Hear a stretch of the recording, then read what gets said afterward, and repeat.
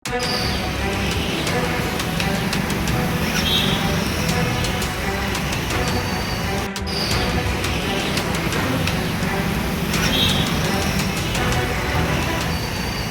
आपल्याकडं जे आहे साधारण श्रावण महिन्यापासून ते दिवाळीच्या एंडपर्यंत हा चातुर्मास म्हणजे उत्साहाचा आणि सणांचा कायम असा वेगवेगळे सण या चातुर्मासामध्ये येत असतात. तर त्या माध्यमातून जे आहे वेगवेगळ्या ठिकाणी धार्मिक कार्यानिमित्त प्रसाद तयार केला जातो किंवा अन्नपदार्थाचं मोठ्या प्रमाणावर वाटप आणि सेवन होतं. तर त्याच्यामध्ये नेमकं अन्न व्यावसायिकांनी काय काळजी घेतली पाहिजे? सगळ्यात पहिले कायद्याच्या तरतुदीनुसार त्यांनी कुठलाही अन्न व्यवसाय ते मोफत अन्नपदार्थ वाटप असो अथवा धार्मिक कार्यामध्ये अन्नपदार्थ तयार करणे असो, त्याच्यामध्ये त्याला अन्न सुरक्षा कायद्याअंतर्गत परवाना किंवा नोंदणी घेऊनच तो व्यवसाय करणं हे बंधनकारक आहे. त्याचबरोबर या ठिकाणी अन्नपदार्थ तयार करण्यासाठी पिण्यायोग्य स्वच्छ पाण्याचा, निर्जंतुक पाण्याचा वापर त्यांनी केला पाहिजे. त्याचबरोबर जी काही भांडी आहेत अन्नपदार्थ तयार करण्यासाठी वापरली जाणारी, ती भांडी ही स्वच्छ अन्नपदार्थ तयार करण्यापूर्वी केली पाहिजेत.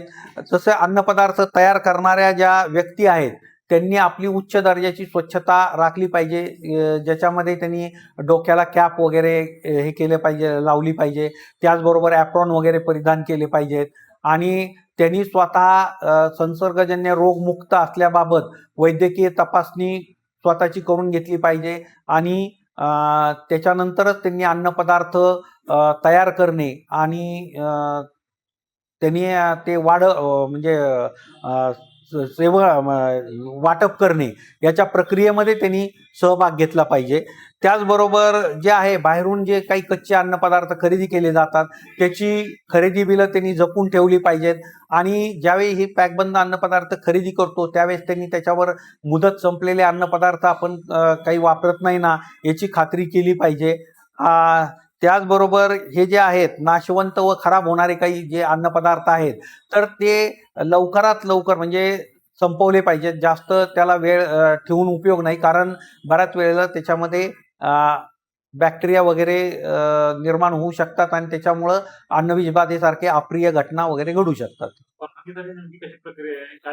परवानगीसाठी आपले जे ऑनलाईन पोर्टल आहे poscos.fssi.gov.in याच्यावर अन्न सुरक्षा परवाना आणि नोंदणी ऑनलाईन पद्धतीने त्यांना स्वतःचं अकाउंट उघडून त्याच्यावर अर्ज करता येतो. त्याच्यामध्ये seasonal food business operator social gathering याच्याखाली त्यांनी स्वतःची नोंदणी करावी, ज्याच्यामध्ये त्यांनी ऑनलाईन स्वतःचं आधार कार्ड, पॅन कार्ड किंवा त्यांच्या मंडळाचं काही नोंदणीकृत शासकीय जे काही कागदपत्र असेल, उदाहरणार्थ पोलीस स्टेशनची संबंधित परवानगी असेल किंवा धर्मदाय आयुक्तांकडून त्यांच्या मंडळासाठी मिळालेले नोंदणी प्रमाणपत्र असेल आणि त्यांच्या मंडळातील जे काही ज्याच्या नावावर परवाना घ्यायचा आहे त्याच्या नावाने ठराव अशी प्रती या जर त्यांनी दिल्या त्याच्यामध्ये अपलोड करून आणि व्यवस्थित विहित नमुन्यात फॉर्म तो भरला, तो ऑनलाईन सबमिट केला तर त्यांना ऑनलाईन परवाना जनरेट होऊन त्याच्या पोर्टलवर मिळू शकतो. त्याचबरोबर त्यांनी एक काळजी घ्यायची आहे की स्वतःचा मोबाईल नंबर जबाबदार व्यक्तीचा आणि ईमेल जो आहे तो स्वतःचा टाकावा, जेणेकरून परवाना जनरेट झाल्यानंतर त्यांना मेलवर परवाना हा प्राप्त होतो ऑनलाईन पद्धतीने. आता आम्ही जे आहे महाप्रसादासाठी आमच्या जे वेगवेगळे अन्न सुरक्षा अधिकारी आहेत, आपल्याकडं कोल्हापूर जिल्ह्यासाठी 9 अन्न सुरक्षा अधिकारी कार्यरत आहेत.